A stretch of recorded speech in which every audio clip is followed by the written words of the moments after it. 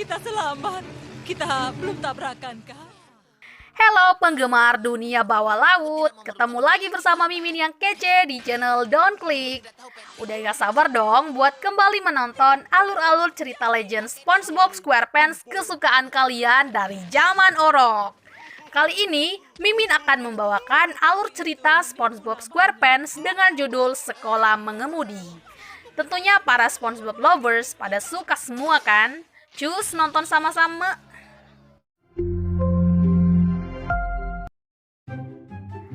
Pagi ini SpongeBob terlihat begitu bersemangat dengan mengendarai sepedanya. Dia juga tak lupa untuk menyapa Squidward. SpongeBob terlihat begitu senang karena hari ini dia akan mengikuti ujian di sekolah mengemudi dan akan segera mendapatkan SIM dari Nyonya Puff. Sesampainya di sekolah mengemudi, SpongeBob membuang sepedanya. Aku tidak memerlukanmu lagi, sobat. Karena merasa sudah tidak membutuhkannya lagi, dengan dalih akan segera mendapatkan SIM dan kapal baru sebagai gantinya. SpongeBob merasa percaya diri kalau kali ini dia pasti akan lulus, karena sudah pernah mengikuti tes ujian mengemudi sebanyak Aku sudah mencoba 137 kali. 37 kali. Iya, 38. Ujian pun dimulai. SpongeBob terlihat begitu mudah untuk mampu menjawab semua pertanyaan dari Nyonya Puff. Namun pada saat giliran tes mengemudi, SpongeBob menjadi ragu Jangan, tidak, bukan dan itu. kehilangan Jangan kendali sehingga perahunya menabrak mercusuar dan menyebabkan tubuh Nyonya Puff menggembung. Malamnya SpongeBob mengeluh tentang kegagalannya hari ini kepada Jerry. Kemudian terdengar suara Patrick berbicara dengannya melalui walkie-talkie di bawah selimutnya. Patrick meminta SpongeBob untuk pergi ke lemarinya untuk sebuah kejutan. Dan SpongeBob menemukan Patrick mengenakan pakaiannya dan menyebut dirinya adalah Patrick SquarePants dengan maksud untuk menghiburnya. Namun sepertinya SpongeBob terlalu berlarut dan tertekan untuk bercanda dan menjelaskan masalahnya kepada Patrick dan mengatakan bahwa dia membutuhkan seseorang untuk membantunya berpikir jernih selama ujian. Patrick dengan cepat menyusun rencana.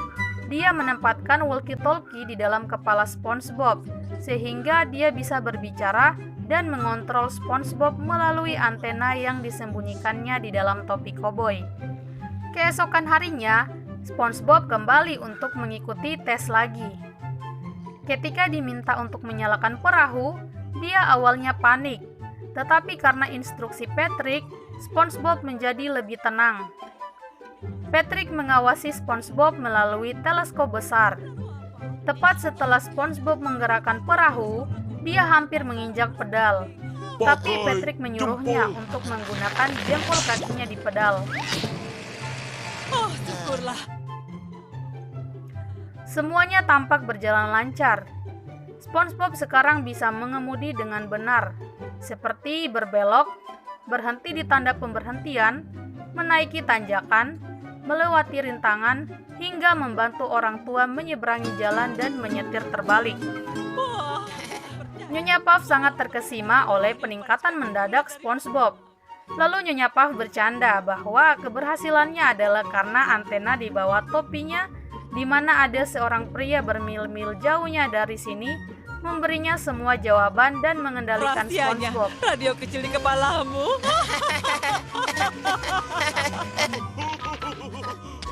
SpongeBob dan Patrick pun tertawa karena menganggap itu sangat lucu.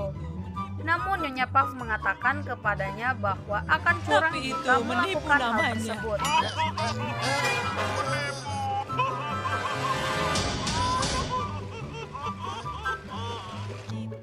Mendengar itu, SpongeBob menyadari bahwa dia telah melakukan kecurangan. SpongeBob mendadak menjadi histeris dan panik. Begitu pula dengan Patrick. Dia menyadari bahwa metode yang dilakukannya buruk.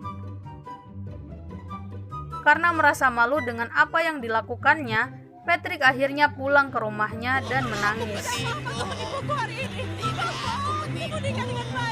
SpongeBob mulai mengemudi dengan liar di sepanjang jalur. Sementara itu Nyonya Puff dengan panik berusaha mati-matian untuk menghentikannya dan menenangkan SpongeBob.